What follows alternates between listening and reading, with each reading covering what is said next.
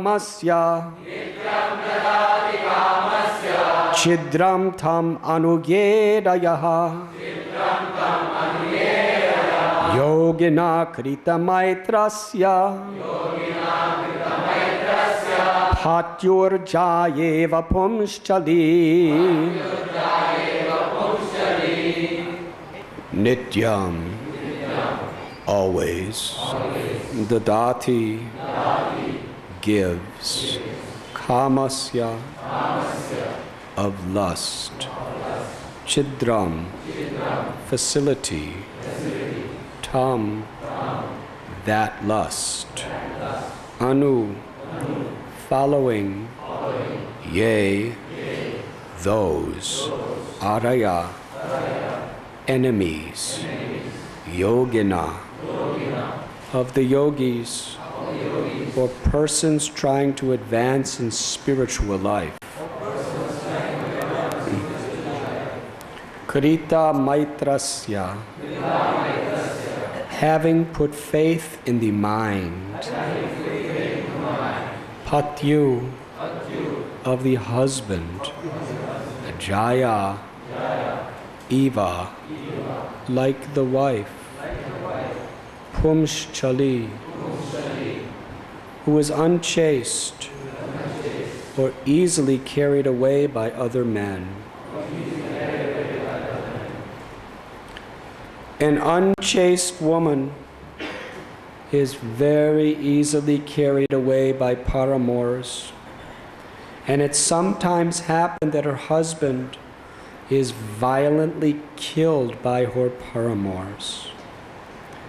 If the yogi gives his mind a chance and does not restrain it, his mind will give facility to enemies like lust, anger, and greed, and they will doubtlessly kill the yogi.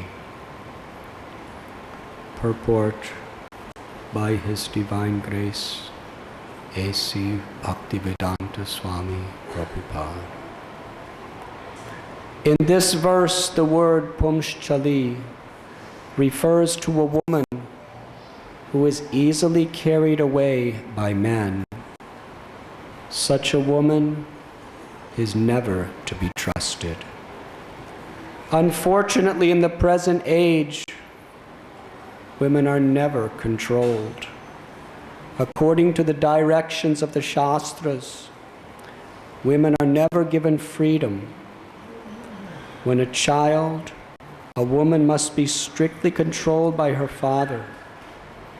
When she is young, she must be strictly controlled by her husband. And when she is old, she must be controlled by her elderly sons. If she is given independence and allowed to mingle unrestrictedly with men, she will be spoiled. A spoiled woman, being manipulated by paramours, might even kill her husband. This example is given here because a yogi, desiring to get free from material conditions, must always keep his mind under control. Srila Bhaktisiddhanta Saraswati Thakur used to say that in the morning, our first business should be to beat the mind with shoes 100 times. And before going to bed, to beat the mind 100 times with a broomstick. In this way, one's mind can be kept under control. An uncontrolled mind and an unchaste wife are the same. An unchaste wife can kill her husband at any time, and an uncontrolled mind, followed by lust, anger, greed, madness, envy, and illusion, can certainly kill the yogi. When the yogi is controlled by the mind, he falls down into the material condition. One should be very careful of the mind, just as a husband should be careful of an unchaste wife. An unchaste woman is very easily carried away by paramours, and it sometimes happens that her husband is violently killed by her paramours. If the yogi gives his mind a chance and does not restrain it, his mind will give facility to enemies like lust, anger, and greed, and they will doubtlessly kill the yogi.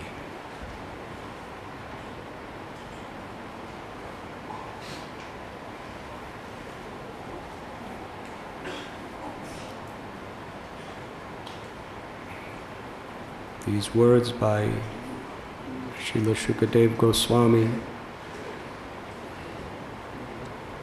are of primary significance in those of the path of yoga.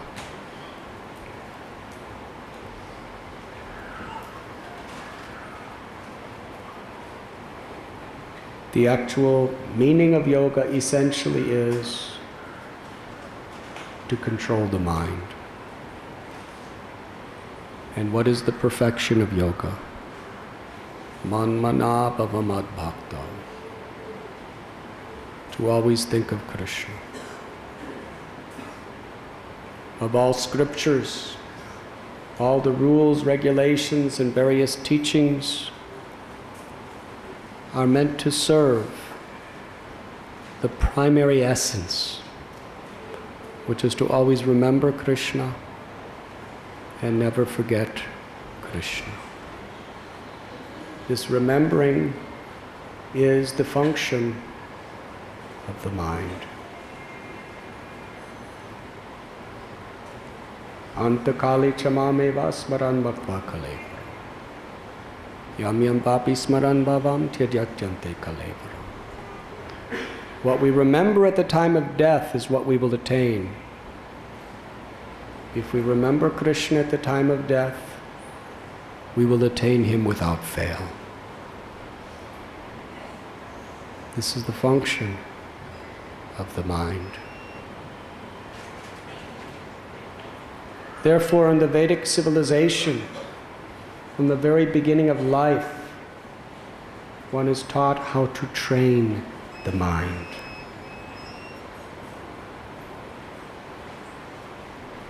Because the mind by nature is very flickering, very easily disturbed. The mind wants to wander into the realm of the dictations of the senses. That is the very conditioned nature of a conditioned soul.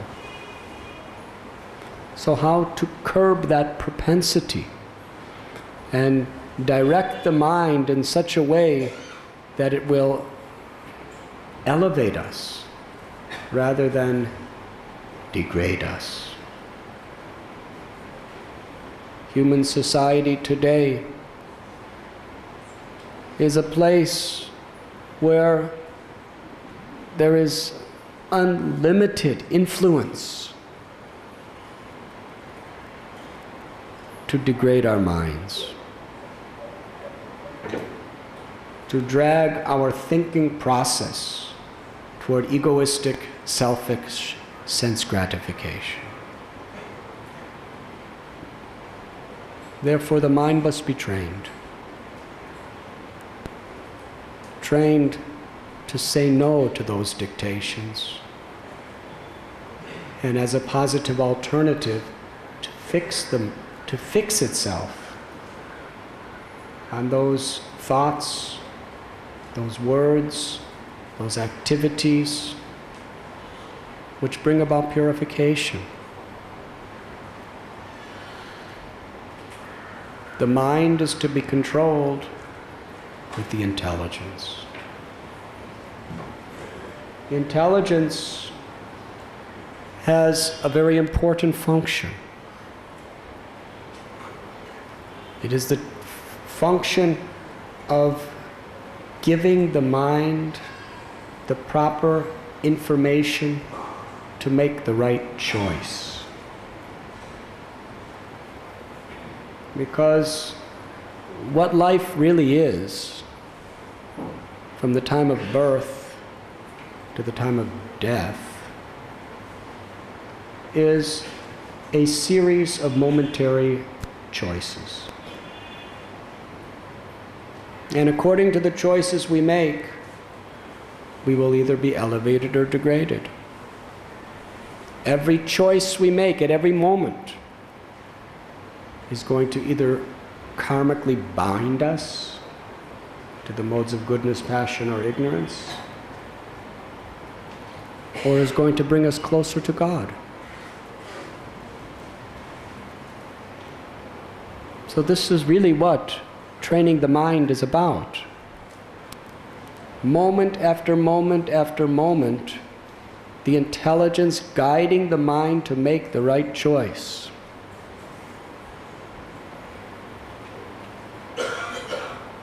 When the mind contemplates the objects of the senses, Krishna explains, lust develops.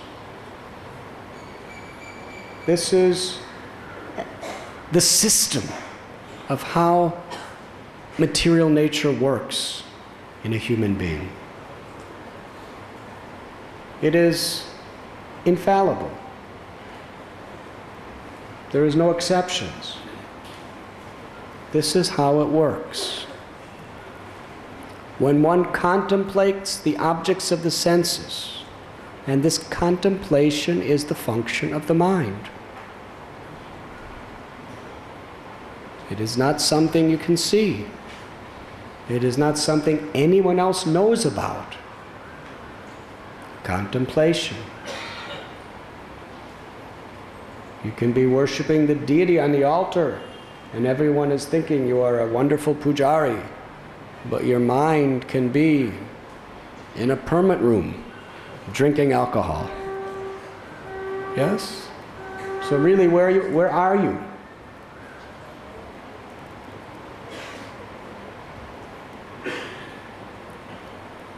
You are where your consciousness is. So contemplation is very, very subtle. Nobody knows what you're contemplating.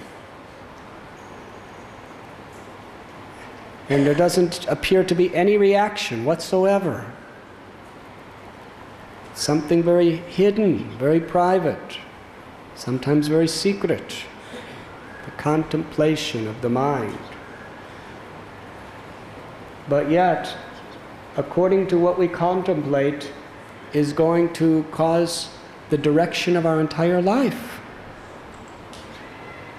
Krishna says, while contemplating the objects of the senses, lust develops. Now really, what is lust? It is a subtle energy.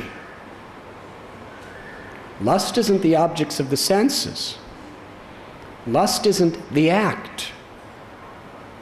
Lust is a disposition of mind.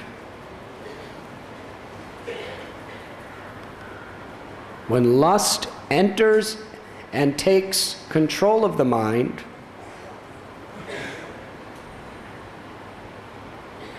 then we act accordingly.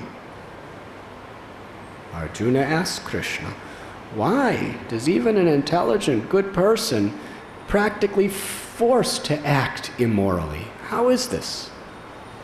A person who wants to do good is sometimes just dragged into engaging in sinful activities. How is this possible, Arjuna asks. And Krishna very boldly replies, Kama esha krodha esha rajoguna samudbhava mahoshana. He doesn't. Krishna explains not in a very flowery way to try to make Arjuna feel very nice.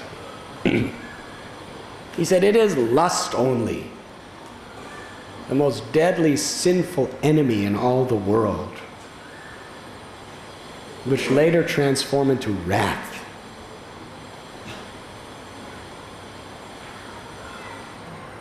Three gates, Krishna says, leads to hell.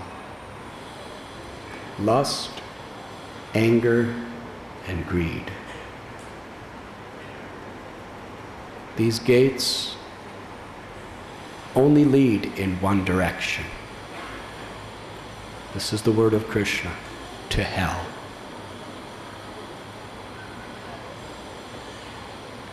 So when contemplating the objects of the senses, within the mind arises lust. And when we strive to fulfill our lust, either on a gross platform or on a subtle platform, when it is frustrated, it transforms into anger or wrath. Now, what is anger? Anger is not the act. Acts are the acts of anger. But actually, anger is, again, a disposition within the mind.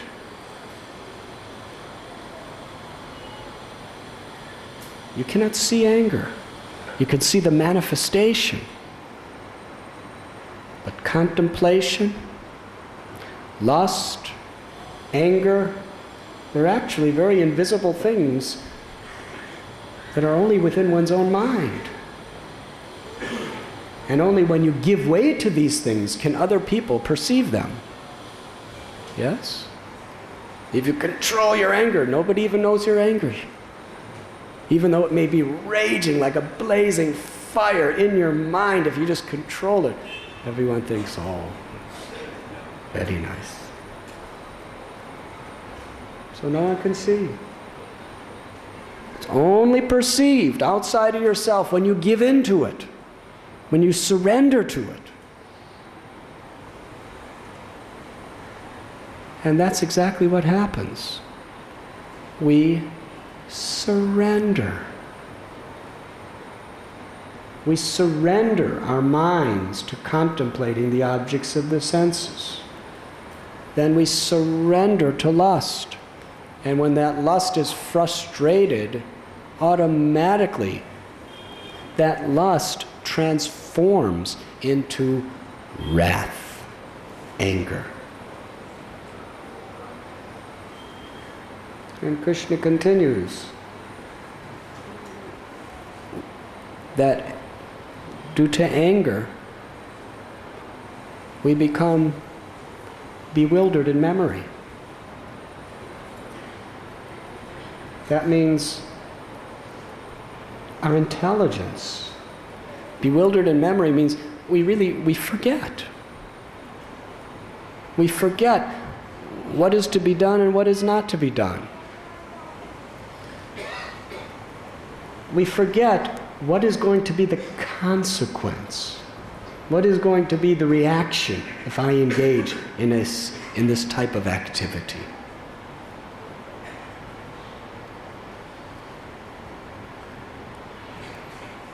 Prabhupada explains here that, and it's a very common thing in this world,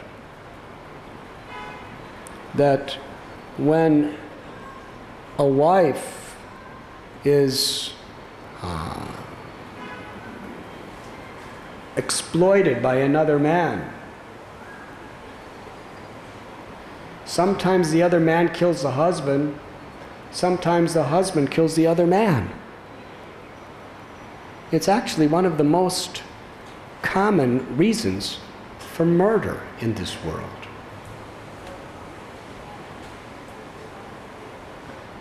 Even years ago, I knew of someone whose wife was exploited by another man,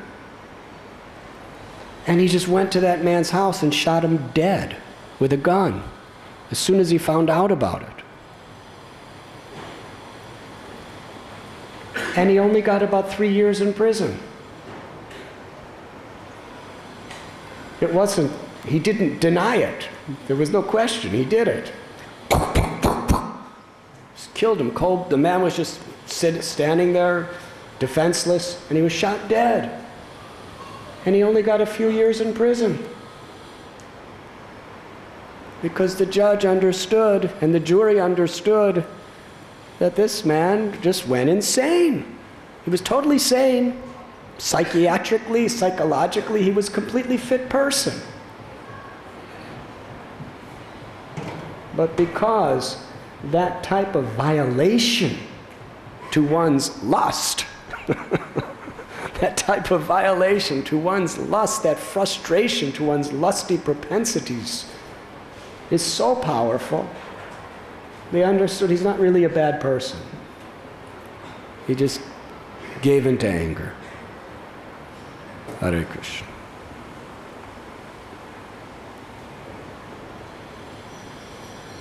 So this is the power of anger.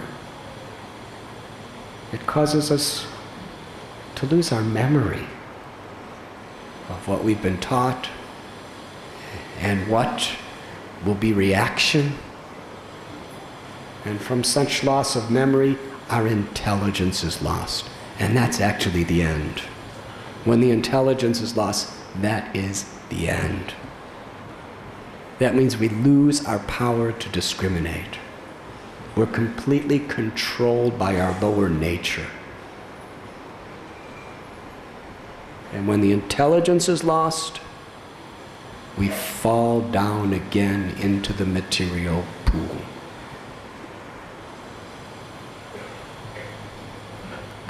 So therefore, Krishna explains, from the very beginning, we must curb this deadly sinful enemy. And how to do that?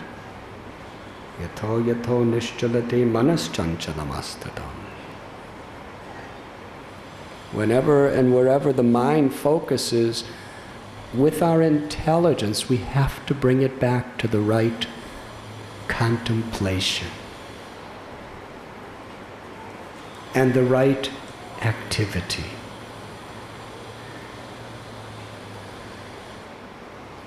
Bhagavad Gita declares that just like a boat on the water is swept away by a strong wind, even one of the senses in which the mind focuses, contemplates, can carry away a man's intelligence.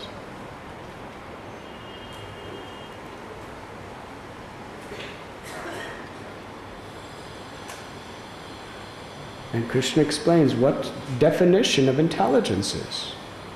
Thani sarvani samyamya yukta asita matpara vasehi asyendriyani tasya pragya.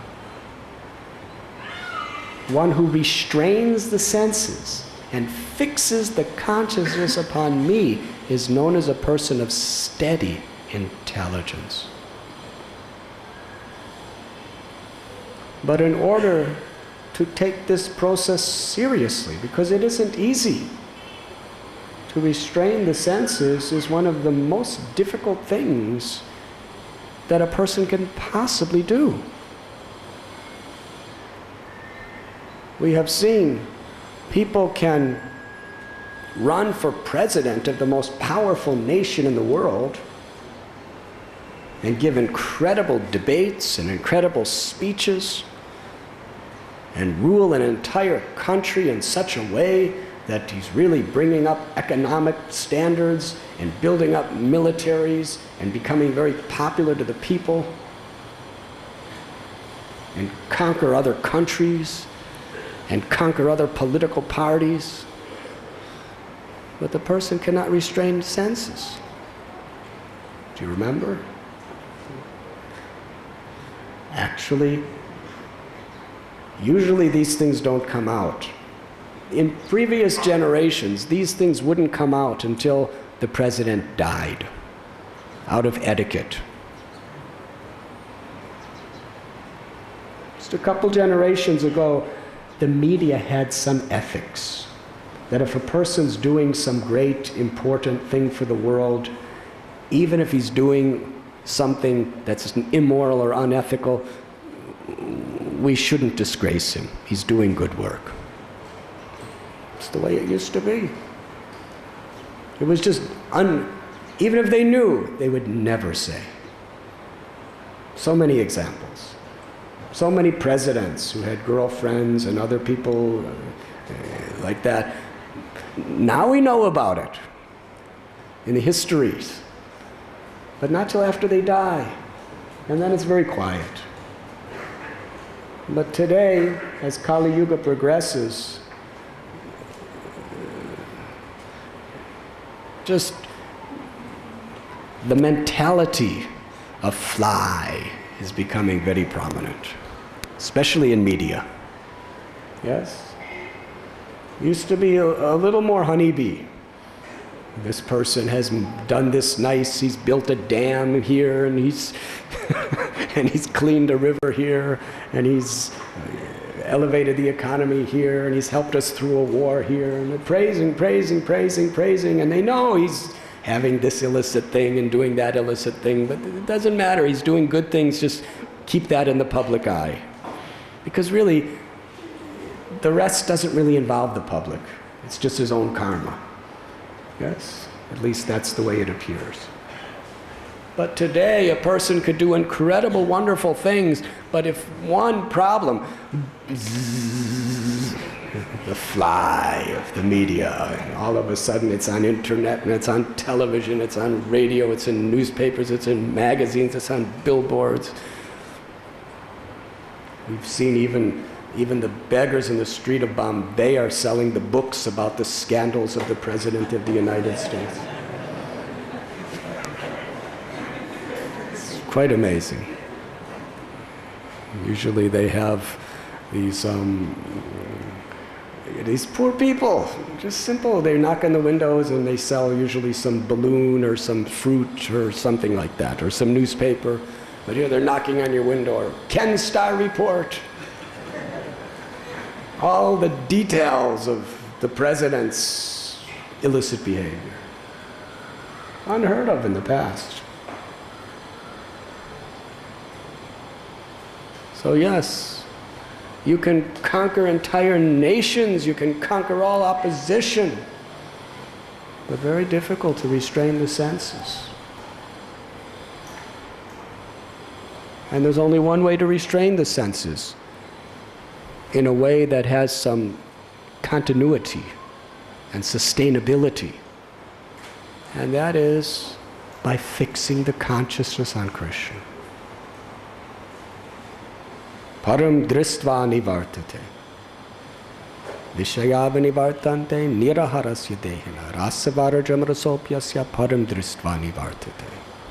It's very, very difficult to restrain the senses and the mind from their objects unless we experience a higher taste. And that is what bhakti is about. Trying to keep our mind always fixed on a higher taste. Tapodivyam putraka yena sattvam. Human life is especially meant for tapasya, austerity. Austerity means, even if it causes trouble, even if it causes great pain, even if there is no higher taste,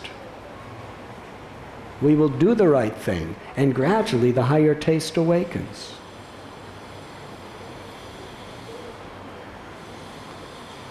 Being a neophyte devotee is a difficult situation, because to try to give up mental and physical sense gratification is very, very arduous.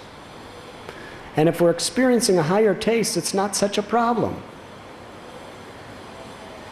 But if we're not experiencing a higher taste, it's very difficult. But a neophyte devotee is not always experiencing a higher taste. Sometimes we get some little hints of that higher taste. Even those hints can keep us going our whole life. But sometimes even the hints aren't there. It's like you're in a desert, yes? And Maya's presenting so much nice, fresh, cool, poisonous waters. It's very difficult. You know it's poison, but it doesn't look like poison, and she doesn't say, she's trying to convince you it's actually nutritious. It's nectar. Krishna tells in Gita, what tasted like nectar in the beginning is poison in the end, and what tastes like poison in the beginning is nectar in the end. Now, to keep that teaching in our mind is the subject matter of our intelligence. This is actually intelligence, to know, to remember, and to act on this. That what tastes like nectar in the beginning tastes like poison in the end. Now, how many of you enjoy drinking poison? How many of you enjoy drinking nectar?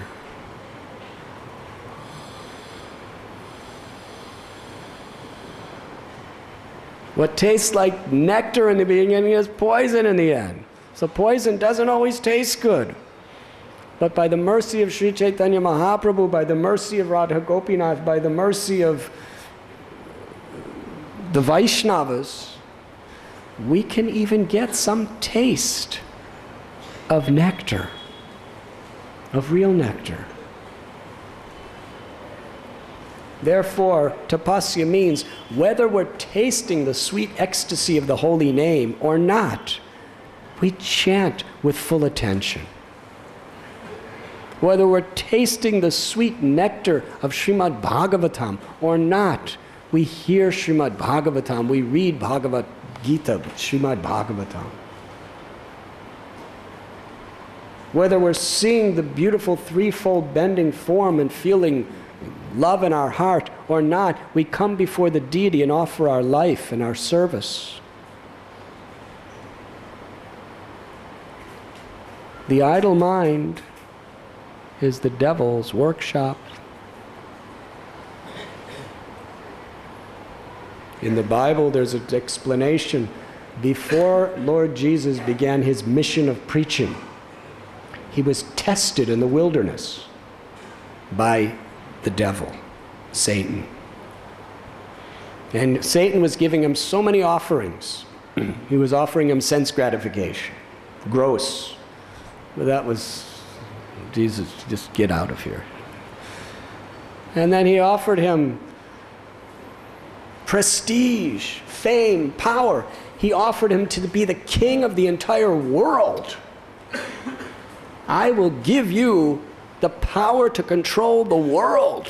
Just take it. And Jesus said, get out from here. Never come by. I never want to see your face. Hare Krishna. So temptations. Maya will present so many temptations. Therefore, in order to overcome them with sustainability, we have to fill our mind and fill our senses with purifying spiritual activities. Whether it feels good or not, whether it tastes good or not. It's very important that we are busy. Because if our lifestyle is idle, then our mind, unless we're very, very strong in our realization, our mind becomes very, very affected. So Prabhupada, he was preaching to people who controlling the mind wasn't even a thought that they ever considered in their life. Because factually, what Western civilization very much is about, in its modern context of enjoyment, is the more you just become a slave of your mind and senses, the more you enjoy. Yes? Eat, drink, smoke, have sex, animalistic. And if you go to the colleges in the West, and sometimes even here in India, and you say that just this eating, just this sense gratification is a life of an animal. You should not be an animal, you should be a human being. And people become offended. They say, what's wrong with being an animal? We want to be animals. They actually want to be animals. Animals don't have restrictions. So to them, this is liberation, to be an animal. There's no restriction. And some people may say it in a more sophisticated way, but that's really what it means.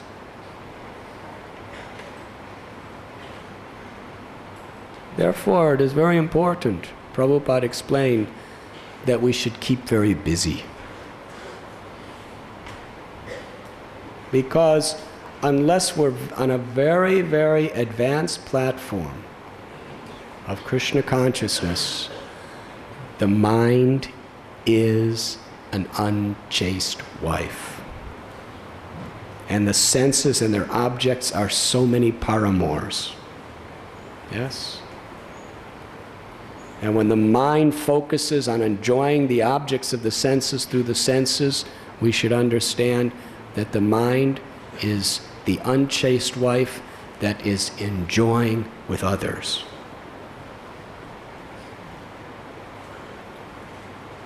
And it's not just an opinion. This is the evaluation of Shukadev Goswami, who knows the subject. Krishna is speaking through him to enlighten the world.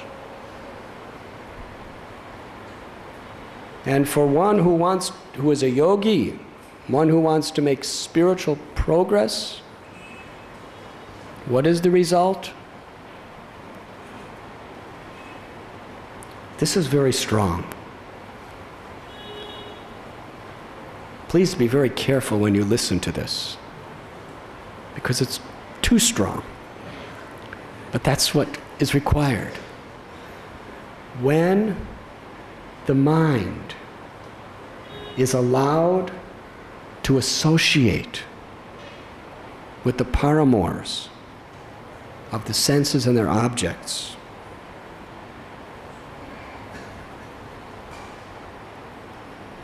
the mind gives facility to the enemies of lust, anger, and greed. They will doubtlessly kill the yogi. Strong word. Doubtlessly kill the yogi. Doubtlessly means for sure. It's not if or maybe, doubtless. That means you should have no doubt about it. The yogi will be killed if we allow the unchaste mind to associate, to enjoy the paramours of lust, anger, and greed. 3 gates that lead to hell. And what does it mean to kill the yogi? It doesn't mean that the yogi dies. He may. He's going to die sometime. But when it says doubtlessly kill the yogi, it means that he's no longer a yogi. It means that consciousness of being a yogi is dead.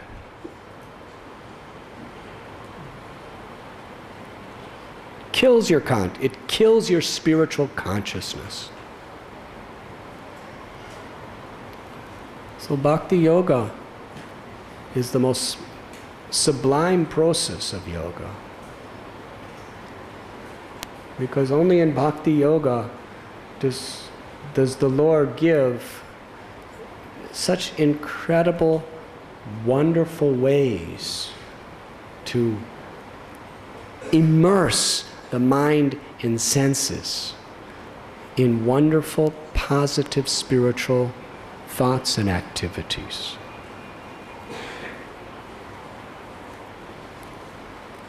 I remember years ago taking Zen Buddhist meditation course and being taught to meditate on the crack between the wall and the floor for 12 hours a day. Hare Krishna. It wasn't very exciting. And another teacher, just meditate on the experience of the third eye. It's kind of an imagination where the third eye is. You're just meditating there.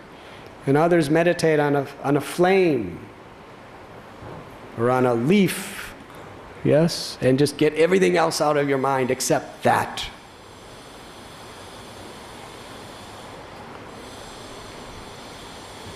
So, some people do that, but it's very difficult. Or to meditate on something impersonal. Krishna tells in Gita, this process of trying to meditate on the impersonal is very difficult for personalities, for embodied beings. It's really against our nature to meditate on nothing. But in Krishna consciousness, Krishna has personally descended into this world to give us such immensely wonderful, exciting, vibrant alternatives to meditate on. The beautiful form of his deity, and they're dressed in a different way every day, and decorated differently every day. And there's so many festivals with different decorations on the altar. And devotees with their eyes, they're seeing and they're finding great, great happiness. I remember in the past living in a temple where devotees were practically starving from any sense gratification to the tongue. They were eating animal food because that's all that could be afforded. And they were freezing cold in the winter with practically no heat. And their clothes were all full of mud and maybe one or two saris or dhotis, depending on who they are. Torn. The whole community, not a single bar of soap, not a single toothbrush, not a single tube of toothpaste. Eating horse food. Huh? Freezing cold, freezing. Snow, deep snow, below zero. What did they have? But when the altar opened in the morning, Govindam Adipurusham Tamaham Bhajami, to see the deities with fresh flowers and beautiful cloth, every devotee knew, practically everyone in the community knew every detail of every outfit of the deities, because there was nothing else to meditate on. There was nothing else to enjoy. Each outfit had a name, and everybody knew the name. It was usually named after the day it was, the holy day it was offered, or sometimes over the season that it was first offered. And every devotee could tell you, this was in, let's say, we're in 1975, they said, oh, this was offered for Radhastami of 1972. That outfit, very nice. They all knew. Radhastami 72, Govardhan Puja 74, everyone knew. And there was one outfit that was offered for Sarat Purnima. It was very nice. I can't describe everything. I can still remember all those outfits. I don't remember all these because now there's so many nice things. So when the curtains would open, people were practically fainting to see the deities. They're so just, they're talking about it all day.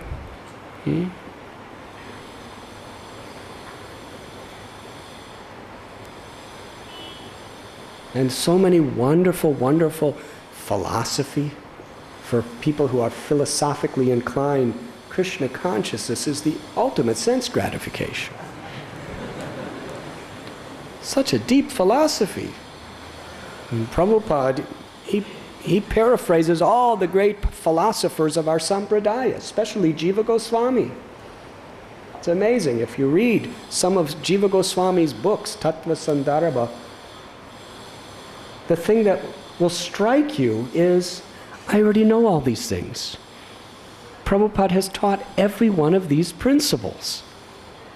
But he teaches them in such a simple and palatable way that the common devotee knows all these things without even being a philosopher. So yes, if you like to indulge your mind in philosophy, how deep, how profound you could just speak on the subtleties of the philosophy of Achintya Bheda Bheda Tattva for the rest of eternity.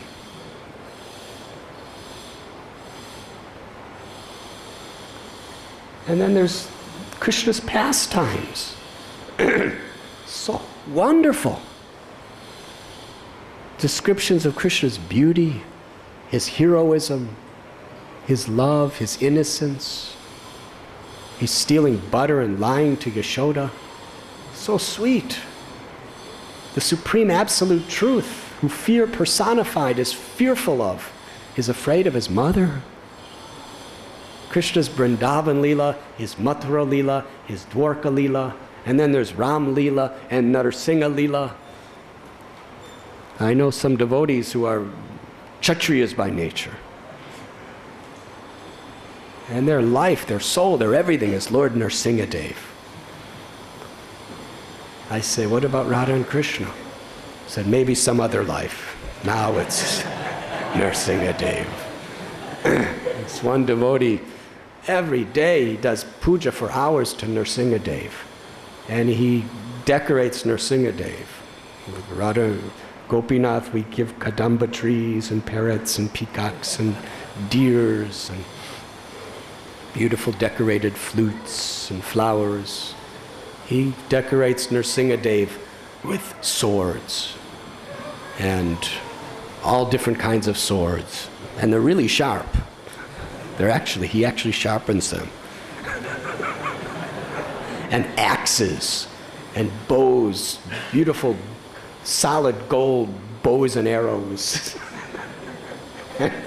And diamond-studded chakras to cut off demons' heads, and ruby-studded knives. and I mean, every type of weapon you can imagine. And just to kind of dovetail contemporary things, I've seen them giving their Singhadev rifles and machine guns.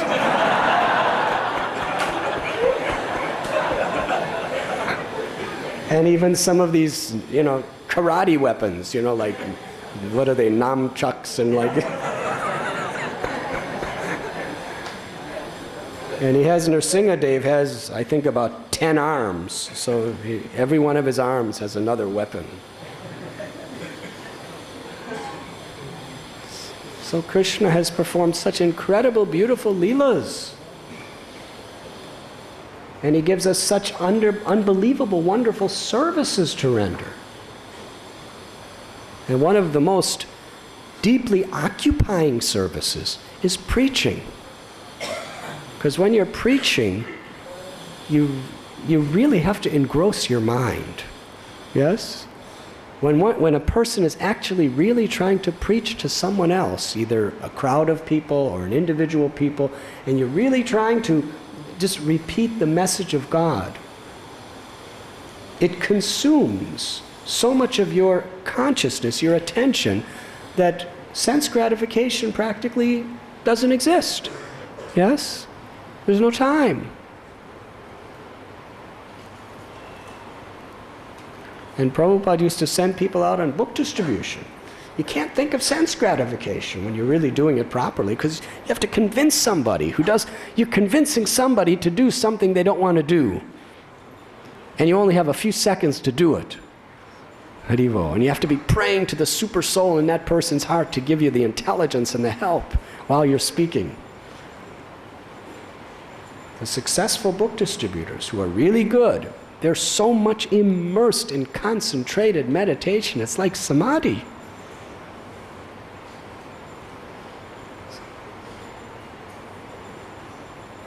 Why? If we understand the nature of the mind, and we understand the results and reactions of not proper controlling the mind,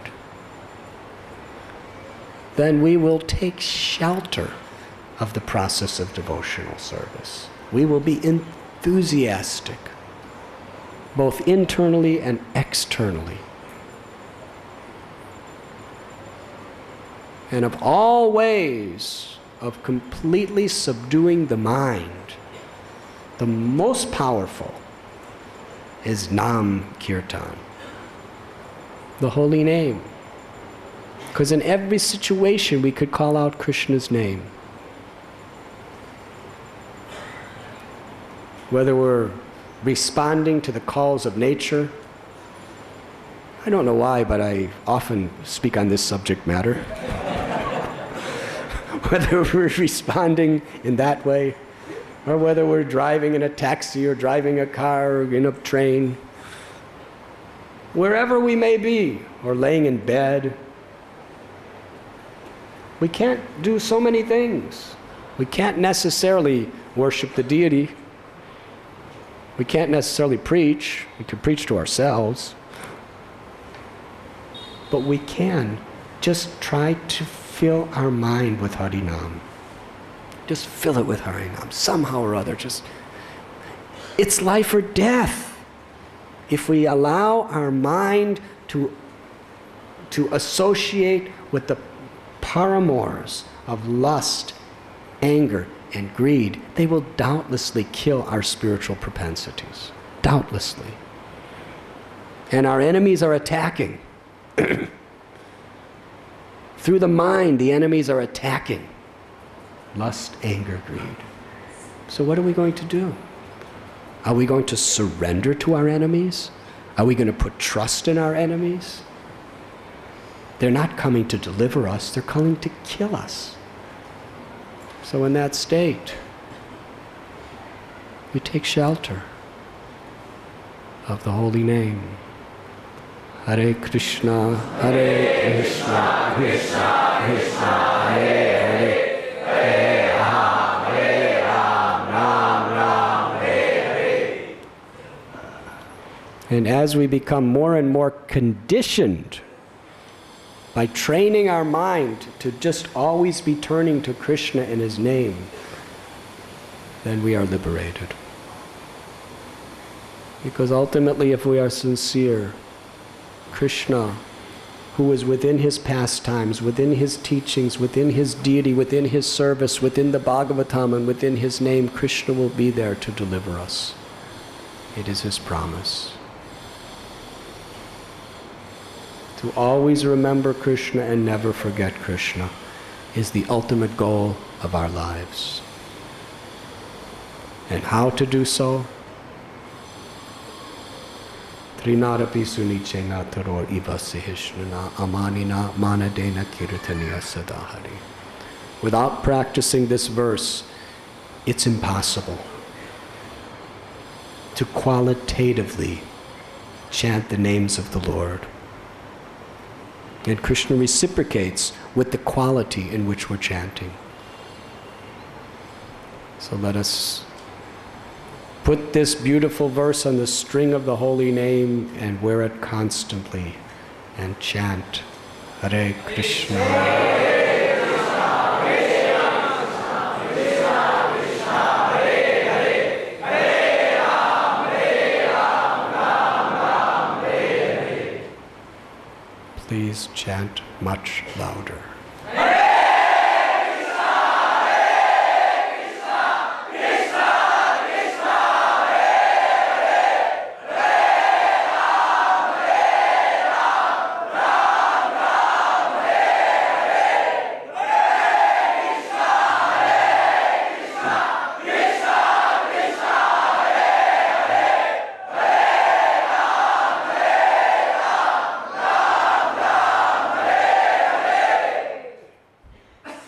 Now, during those few moments you were all chanting very loudly together, probably none of you were thinking about sense gratification very deeply. Correct? Kirtaniya Sadahari. Let us always chant loudly the holy name.